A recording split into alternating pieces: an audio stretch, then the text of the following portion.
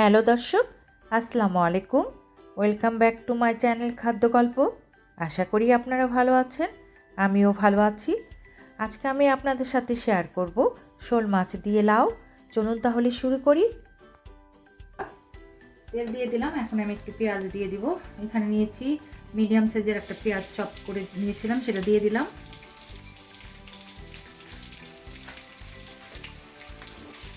একটু নেড়ে চেড়ে দিব।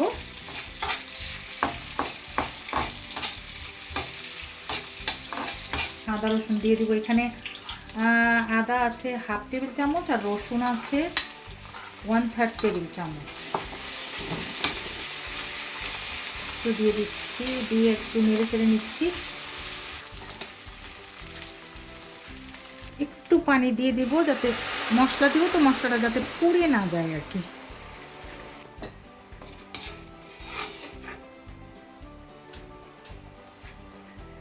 তো আমি দিয়ে দিচ্ছি 1/2 চা চামচ হলুদ, তারপরে দিয়ে দিব সামান্য মরিচ,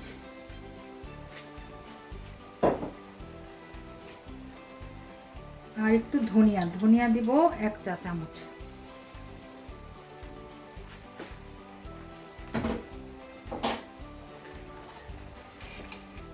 এই তো আমরা কিন্তু শুধু একটু সামান্য হলুদ আর ধনিয়া দেই, হ্যাঁ, ধনে গুঁড়াটা দেই, বা পেস্ট হোক বাটা হোক যেটাই হোক। আর মরিচ কিন্তু দেই না লাউর মধ্যে যাতে কোনো লাল কালার না হয়।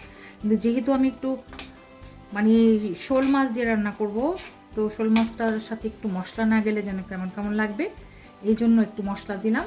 নাহলে সামান্য হলুদ আর একটু ধনিয়া দিতাম, আদা রসুন এই। একটু লবণ দিয়ে দিচ্ছি, এখন একটু কম করে দিচ্ছি, পরে আবার লাগলে দিব।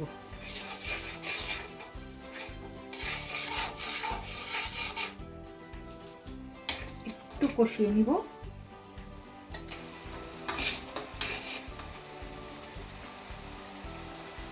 মশলাটার মধ্যে তেল উঠে গেছে। আমি এখানে শোল মাছের মাথা, 1 টুকরা মাছ নিয়েছি, লেজা আর মাথাগুলো দিয়ে আমি এটাকে একটু ভেঙে রান্না করব।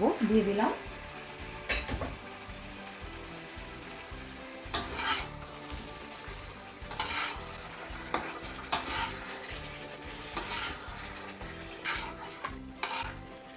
যখন আমরা শোল মাছ বা টাকি মাছ দিয়ে লাউ রান্না করি, ওটা কিন্তু একটু আধা ভাঙ্গা করে তারপরে রান্না করি।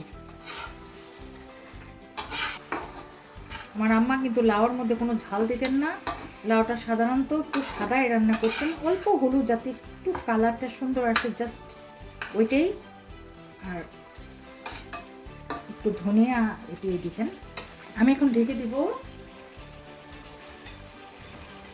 মাছটা একটু কষে আসবে, তারপরে আমি আবার ফিরে আসব।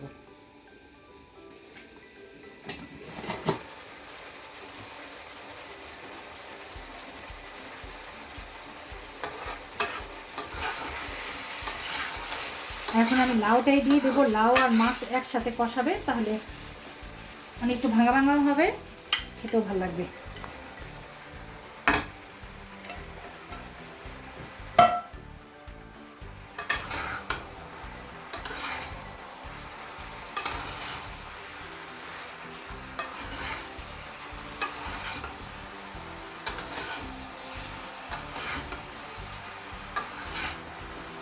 আমি অল্প একটু পানি দিব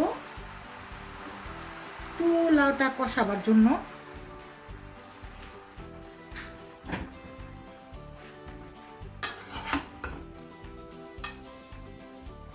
লাউ আর মাছ একসাথে কষবে, তা আমি একটু ঢেকে দিচ্ছি।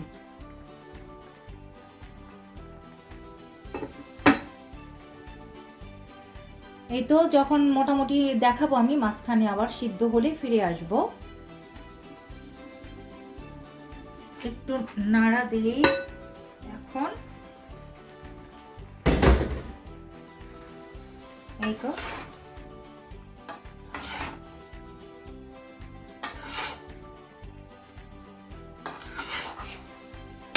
লাউটা সিদ্ধ হতে থাক, সিদ্ধ হয়নি এখন, আরো কিছুক্ষণ রান্না করতে হবে। তো আবারও ঢেকে দিচ্ছি এবং ফিরে আসব প্রায় 10 to 12 মিনিট পরে।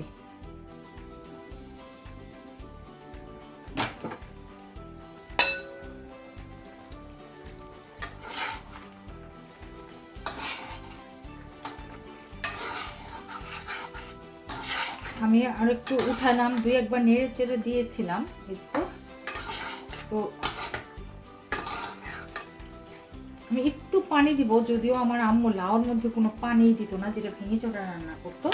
লাউর থেকে যে পানিটা উঠতো ওটা দিয়ে সে ঝোল হিসাবে ইউজ করতো। তো আমি একটু দিয়ে দিচ্ছি।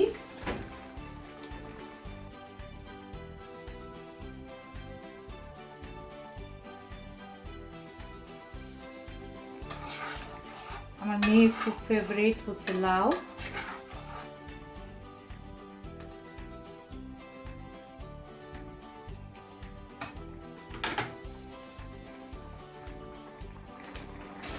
তো আমি এখন একটু কাঁচামরিচ দিয়ে দিব, আর লবণটাও চেক করে আমি দেখব। একটু কাঁচামরিচ দিয়ে দিলাম, এটা ফ্রোজেন কাঁচামরিচ আমি সবসময় ঘরে রাখি, নাহলে হঠাৎ করে পাওয়া যায় না। লবণটা চেক করে দেখি।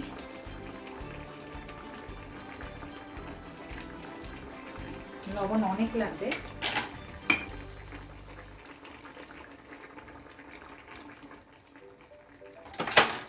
এখন আমি একটু নেড়ে চেড়ে ঢেকে দিব।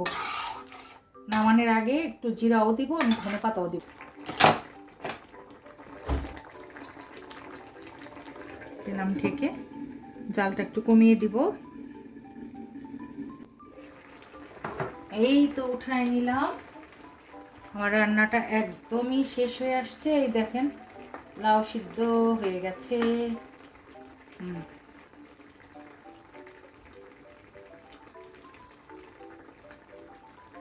আমি একটু নেড়ে সব কিছুর সাথে মিলিয়ে দিব। জাস্ট মাথাটা একটু ভেঙে দিলাম, সেটা দিয়ে দিব।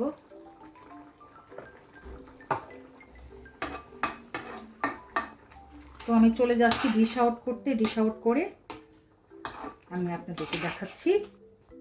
এই তো ডিশ আউট করে নিলাম।